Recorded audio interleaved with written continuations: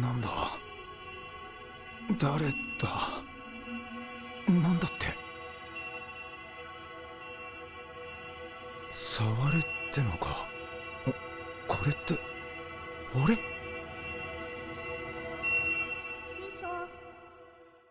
Hey, so you clicked on this video for Reincarnated as a Sword Episode 7, and we're 100% going to talk about it because I even put a clip right before I began to speak. But I just want to take a moment and say, hey, thank you so much if you're an avid viewer or if you come by the channel often. From the bottom of my heart, I really appreciate it. Secondarily, I gotta tell you, I just had some pho. I don't know if you guys have ever messed with some pho, but it's a little cold in my hood this day. And if I'm looking extra shiny, it's because I am H-O-T hot. The soup was extra hot, so if I look like an extra shine of brown glossiness, well, that's why. So, I hope you're having a great day and hope that just made you laugh. If not, don't worry about it. So, Reincarnated episode number 7, so Reincarnated as a sword.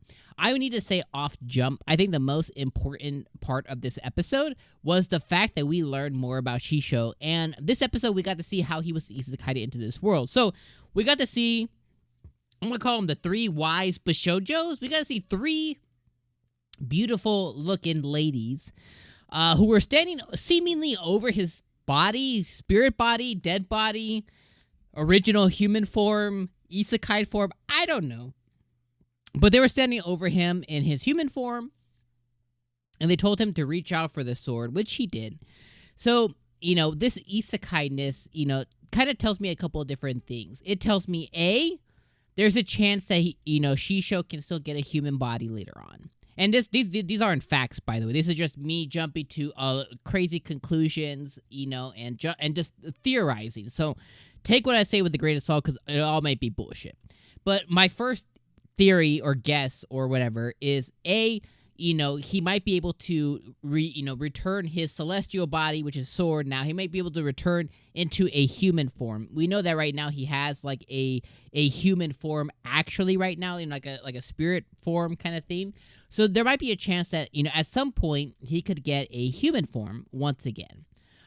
B, he is isekai, but he's trapped in a sword, right? So as opposed to him being the sword, he's trapped in the sword. So they grabbed him and made him magicules, and then they transferred his ass into a sword. So that's kind of my second guess. So he could be taken out of the sword. My third guess, and this is probably the most likely one, is he was just transferred to the sword, and he is the sword now. That's kind of it. You're a sword. Sorry, buddy. There's no future for you besides being a sword. You're now a sword. Enjoy that. So those are kind of my 3 guesses of what happened. But I still think that it was of the utmost important.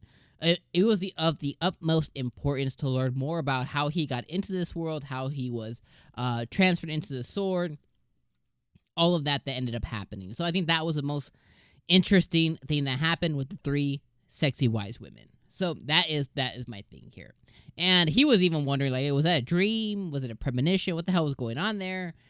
So I'm hoping that he investigates that internally a little bit more. The rest of the episode really centered around 2 other things. I'll talk about the big thing in a second. I think there's 3 things. One was big, one was middle, one was of importance. One was super important, and one was mid-importance. I know there's 4 things. There's 4 things. Okay, I'm sorry. I keep lying. There's 4 things. One was super important, which was what we just talked about. One was very important.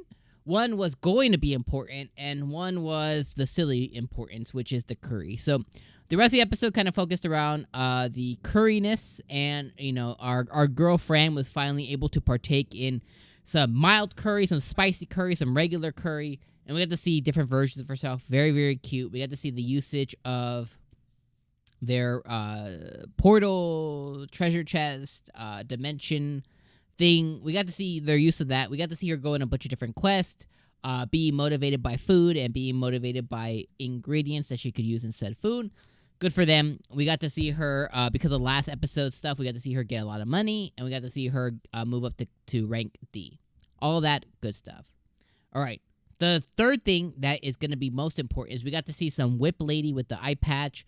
She's going to become of some kind of importance or relevance later. She seemed very important. They wouldn't spend time on that if she wasn't. That's all I'm going to say because I don't know shit else about her, but they showed us that she's going to be important. Now, the fourth thing, which is I think the second most important thing that happened in this episode, is the vice captain of the Alyssa Knights. I didn't write it down, so I don't quite remember what his name was, but I'm going to call him. He's just a crappy vice captain. Not much to really mention there. Otherwise, this dude was just abusing his power. He had a skill that allowed him to basically lie. He pissed Fran off, so SHISHOU and Fran decided to use their new skill taker move. They stole his skill, and that sent his life into a spiral. He's no longer able to lie. He looks like a very fat homeless man now. That led him to use the money. Oh, one thing that we found out too is apparently noble people of this world who have a lot of money simply hire adventurers, put them into their party, make them fight, and gain experience through them as opposed to doing anything. So most nobles tend to have high experience, not because they've actually experienced anything, but because they've used their money to basically loot experience off of the poor people that they have paid. Which is extremely an interesting way to do it. And if I was ever isekai'd and I had some semblance of money, if I was isekai'd into royalty of any kind, I'd pay people too. I don't want to do shit. I'll do shit after I actually have a lot of experience. Then I'm going to go out and start venturing the world. You know what I mean? If you got the money, why not use it? So no shame on him for that. But he also ended up trying to get revenge on Fran for the things that occurred to him. Because he's assuming everything that's all the bad juju now has happened since he met her. He's pretty spot on about that. He has now hired a blue cat, which apparently there is beast kind. I don't know. Black cats are hated, but blue cats are okay. I don't know what the hell is up with that. But anyways, our girlfriend seems to our girlfriend, seems to hate the blue cats. They have a blue cat, black cat, black, Wakanda. They have a beef going on. So apparently they're going to be fighting very soon, and she's going to be not happy about blue cats, so she can destroy him. So very good episode overall. Last thing I want to say is I've never really taken the chance to really, I've listened to it in passing, but never really, listened to the ED, and the ED is effing fire. It has a 80s, 90s kind of vibe to it. Love it quite a bit. I've watched, I'm an old man. You can't see it, right? I look so young. I look so young. 22. I wish. But I'm an old man, so at this point, I lived through all of those anime of old, I guess. You know what I mean? And it gives me a lot of really old vibes. You know, when I say old, I mean 80s, 90s anime kind of vibes. And I like it a lot. So very much like the ED quite a bit. All right, I'm leaving you guys on those thoughts there. Let me know what you thought in the comments down below. Let me know anything that I missed specifically. How, what's your theory on the whole isekai-ness, on how he was transferred into a sword? And what do you think about this eye patch lady? Put down in the comments below. All right. Peace, my friends.